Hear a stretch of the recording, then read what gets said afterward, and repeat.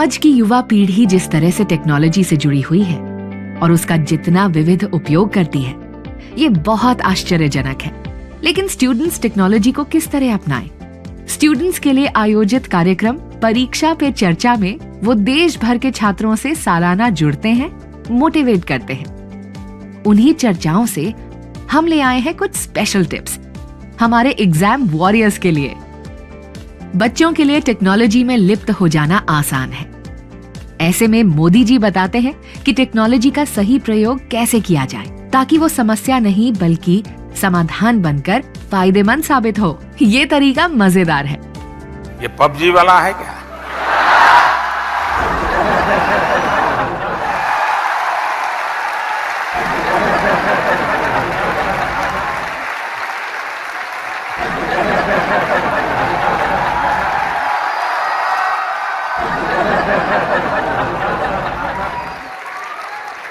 या तो front line वाला होगा। ये समस्या भी है, समाधान भी है। हम ये चाहें कि हमारे बच्चे टेक्नोलॉजी से दूर चले जाएं, फिर तो वो एक प्रकार से अपने सारी जिंदगी से एक प्रकार से पीछे की तरफ जाना शुरू होगा।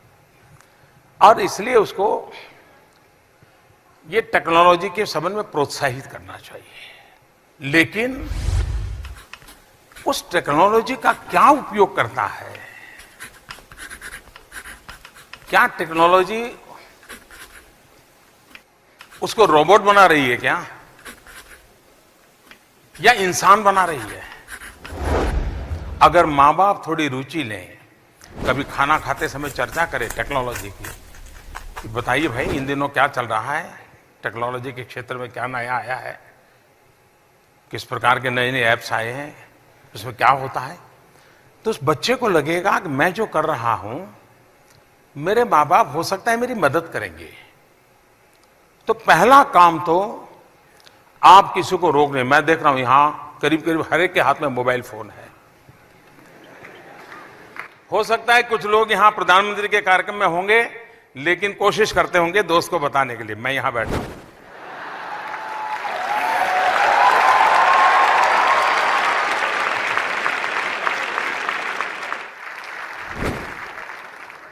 इससे क्या होता है, धीरे धीरे हम सिकुड़ते चले जा रहे हैं। टेक्नोलॉजी हमें अगर सिकुड़ देती है, हमें नैरो बना देती है, हमारी सोच भी बड़ी नैरो बन जाती है, तो शायद हमें जीवन को बहुत बड़ा नुकसान होगा।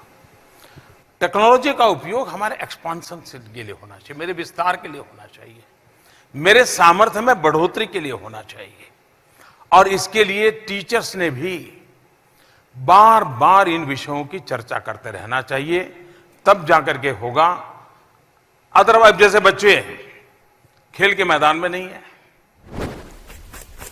कभी कभी माँ बाप को लगता है पढ़ना बहुत अच्छा है, लेकिन परीक्षा के दिनों के कुछ दिन पहले बीमार हो जाता है तो माँ बाप का पसीना छूट जाता है। अरे भाई पहले उसको किताब पढ़ाता है, कहीं खेल के मैदान में भी तो भेजना था। आप में से कभी सोचिए, मैं कभी मेरी बच्चों के साथ बातचीत करने का मेरा ये पिछले मुख्यमंत्री था तब से एक लगातार कार्यक्रम चल रहा है। अब रूप उसका रंग बदलता जाए, लेकिन मैं करता रहता हूं। मैंने देखा है कि मैं कभी बच्चों को पूछता था कि कितने बच्चे हैं जिनका दिन में 4 बार मेहनत करने के कारण पसीना आया है शरीर पे। आप हैरान हो जाएंगे, गांव के बच्चे भी कहते थे नहीं ऐसा तो नहीं होता है। अब ऐसी कैसी जिंदगी? हंसना खेलना खुले मैदान में ये जीवन का हिस्सा होना चाहिए, और वो एक नई ऊर्जा देता है। और इसलिए टेक्नोलॉजी का सही उपयोग कैसे हो, मैं स्वयं टेक्नोलॉजी बहुत शक्तिशाली मानने वाला व्यक्ति हूं। मैं खुद इसका उपयोग आज भी, जो मैं दुनिया के इतने देशों के साथ और देश के लोगों से बात कर रहा हूं, उसके कारण टेक्नोलॉजी का उपयोग है। तो एक ही चीज के 2 अच्छे पहलू होते हैं। एक किसी को बहुत सीमित कर देता है तो दूसरे को बहुत विस्तृत कर देता है। आपकी ये चिंता सही है, लेकिन आप उसके साथ बैठिए, उसको कभी आप काम दीजिए कि मैंने सुना है कि नॉर्थ ईस्ट में एक ऐसा चावल पकाते हैं, देखो बेटा टेक्नोलॉजी में जरा ढूंढ के मुझे बताओ कैसे बनता है वो चावल। तो उसको लगेगा हाँ, माँ मुझे टेक्नोलॉजी की मदद से खुद को चावल पकाने का नागालैंड की पद्धति क्या है वो सीखना चाहती है। वो टेक्नोलॉजी आप दोनों को जोड़ने का कारण बन सकती है और उसका भी मन टेक्नोलॉजी से नई नई चीजें जानी जा सकती है, सीखी जा सकती हैं, जो जीवन में काम आ सकती है। उस पर आप धीरे धीरे धीरे उसको ले जा सकते हैं। आप कभी उसको पूछ सकते हैं कि भाई आज हमने सुना है कि स्पेस में ऐसा हुआ है, या आज हमने सुना है साइक्लोन आना है, तो तुम देखो जरा ये साइक्लोन आने की खबर कैसे देते हैं ये। तो वही बच्चा उसमें काम करेगा। आप उसको धीरे धीरे धीरे टेक्नोलॉजी के सही उपयोग की तरफ ले जाइए और उसको लगना चाहिए कि वो बच्चा विकास की दिशा, तो गलत रास्ते पर जाने से बजाय, समय बर्बाद करने के बजाय, खुद ही एक खेलकूद के अंदर रहने के बजाय, और मैं समझता हूं जुरा प्ले स्टेशन से प्ले फील्ड में चला जाएगा वो, तो उस दिशा में हम सब प्रयास करें। पुरानी और नई पीढ़ी के बीच की दूरी को टेक्नोलॉजी के कारण बढ़ने मत दीजिए, बल्कि नई नई टेक्नोलॉजी को सीखकर इस दूरी को कम करिए। लेकिन क्या टेक्नोलॉजी से दोस्ती कर लेनी चाहिए या बिल्कुल ही दूरी बनाए रखना चाहिए? Modi ji please help. शायद पिछली शताब्दी के आखिरी कालखंड और इस शताब्दी का आरंभ कालखंड विज्ञान और टेक्नोलॉजी ने पूर्ण रूप से जीवन को बदल दिया है। एक प्रकार से जीवन भी टेक्नोलॉजी ड्रिवन हो गया है और इसलिए टेक्नोलॉजी का भय ये कतई अपने जीवन में आने नहीं देना चाहिए। ये टेक्नोलॉजी है, मैं क्या करूं, आने नहीं देना चाहिए। दूसरा, अब टेक्नोलॉजी आई तो मेरी पूरी जिंदगी बर्बाद हो जाएगी, मैं पहले तो ऐसे सोचता था, ऐसे करता था, अभी नई चीज आई, मैं कैसे कोप अप करूंगा। जी नहीं, टेक्नोलॉजी को हम अपना दोस्त माने, बदलती हुई टेक्नोलॉजी को हम पहले से समझने की कोशिश करें, हम प्रोएक्टिव हो। तीसरा, क्या सिर्फ टेक्नोलॉजी का ज्ञान होना इनफ है? क्या दोस्तों के बीच में छटाके मारने के लिए काम आएगा कि मुझे ये पता है कि दुनिया में ये हो रहा है, कैमरा ऐसा निकला है, मोबाइल फोन ऐसा निकला है? नहीं। जब मैं टेक्नोलॉजी के विषय में जानता हूं तो मेरी कोशिश रहनी चाहिए कि मैं जिस प्रकार की सोच को लेकर के काम कर रहा हूं, मेरे लिए इसमें उपयोगी कैसे होगा। क्या मैं टेक्नोलॉजी को मेरे लिए लाऊंगा कि टेक्नोलॉजी मेरा समय खा जाएगी?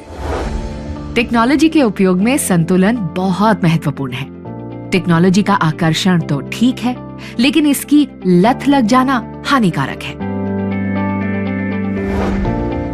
और सबसे हानिकारक है जब टेक्नोलॉजी हमारे अपनों के साथ बिताया जाने वाला हमारा समय चुरा लेती है।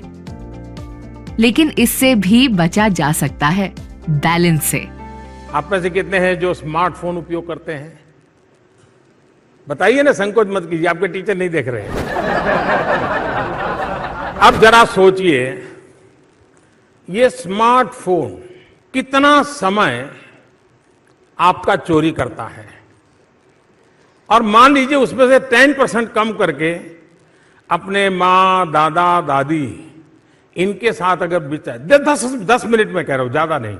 आज आपका स्मार्टफोन जितना समय खाता है, जितनी चोरी कर जाता है, उस पे से 10 मिनट अपने दादा, दादी, माँ उनके साथ बैठ के बिताओ, तो टेक्नोलॉजी ज्यादा उपकारक बनेगी कि दादा, दादी के साथ खुले मन से 10 मिनट की बात उपकारक? क्या होगा? मतलब टेक्नोलॉजी हमारा समय चोरी कर जाए, टेक्नोलॉजी हमें खींच के ले जाए, इससे हमें बचना चाहिए। हमारे में वो ताकत होनी चाहिए कि मैं टेक्नोलॉजी को मेरे कब्जे में रखूंगा। किसी समय सोशल नेटवर्किंग ये बहुत आवश्यक माना जाता था। रोज लोग 1 घंटा 2 घंटा शाम को निकलते थे, किसी फंक्शन में जाएंगे, दोस्तों के यहाँ जाएंगे, मिलते रहते थे। क्यों? कि जीवन समाज व्यवस्था से जितना ज्यादा जुड़ करके रहता है उतना दोनों पक्ष में लाभ होता है। ये स्वाभाविक व्यवस्था है। लेकिन धीरे धीरे उस सोशल नेटवर्किंग शब्द का इतना विकृति आ गई टेक्नोलॉजी के कारण कि अब सोशल नेटवर्किंग हमारा व्हाट्सएप कर रहा है। ये सोशल नेटवर्किंग उस सोशल नेटवर्किंग की कल्पना से एक प्रकार की विकृति है। आप पहले हम अपने दोस्त को जन्मदिन है तो सुबह चले जाते थे, जरा सरप्राइज देने का मजा आता था। अब क्या, रात को 12 बजे भी टेक्नोलॉजी को बता करके दे दो, टेक्नोलॉजी ही व्हाट्सएप कर देती है, मैं सो जाता हूं। अब ये जो जीवन की जगह प्राण तत्व को अगर टेक्नोलॉजी हड़प कर लेगी तो फिर जिंदगी हमारी बहुत शुष्क हो जाएगी। और इसलिए टेक्नोलॉजी का मैक्सिमम उपयोग भी होना चाहिए, लेकिन हम टेक्नोलॉजी के गुलाम नहीं होने चाहिए। ये सुनने के बाद मुझे यकीन है कि आज के युवा व स्टूडेंट्स सोशल नेटवर्किंग को अब एक अलग नजरिए से देखेंगे। लेकिन सोचा है कि टेक्नोलॉजी के बिना लाइफ कैसी होगी? सोचना क्या है, आइए हम सब मोदी जी का दिया गया टास्क करते हैं। 2 काम आप कर सकते हैं। क्या करेंगे? करेंगे? मैंने काम तो बताया नहीं, क्या करोगे? देखिए, एक काम आप जीवन में तय करेंगे, पर डे इतना समय मेरा 1 घंटा 2 घंटा केयरफुल, जो मैं खाली हूं, लेकिन मैं अपने आप को टेक्नोलॉजी से दूर रखूंगा। पर डे 1 घंटा 2 घंटा टेक्नोलॉजी फ्री आवर। क्या कर सकते हैं आप? कोई गैजेट नहीं, कुछ नहीं। मैं, मेरे परिवार, मेरे दोस्त, मेरा बगीचा, मेरे घर में अगर कुत्ता है तो कुत्ता, जो भी है, बिल्ली है तो बिल्ली, जो भी है, ये 1 घंटा मैं तय करूं नो टेक्नोलॉजी। ऐसा कर सकते हैं क्या? जिस परिवार में 2-3 कमरे होते हैं, कुछ बहुत ही गरीब परिवार हैं, उनके लिए तो टेक्नोलॉजी का प्रॉब्लम भी नहीं है, लेकिन 2-3 कमरे हैं, क्या आप तय कर सकते हैं माँ बाप से आज बैठ करके वापिस जाने के बाद कि घर के अंदर एक कमरा ऐसा तय करेंगे जिसमें टेक्नोलॉजी को नो एंट्री?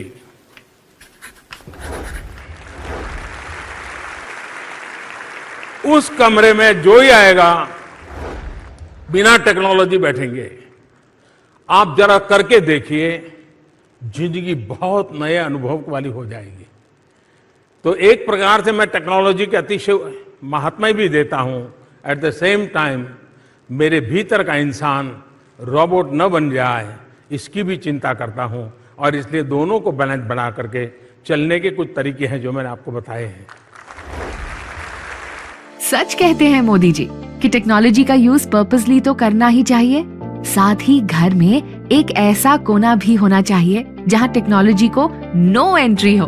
सिर्फ फैमिली के साथ टेक्नोलॉजी फ्री एटमॉस्फेयर में सिर्फ आपस की बात होनी चाहिए। मोदी जी के सुझाव टेक्नोलॉजी से बैलेंस बनाकर चलने के प्रैक्टिकल और यूजफुल तरीके बताते हैं। उम्मीद है उनकी सलाह से आपको फायदा पहुंचे।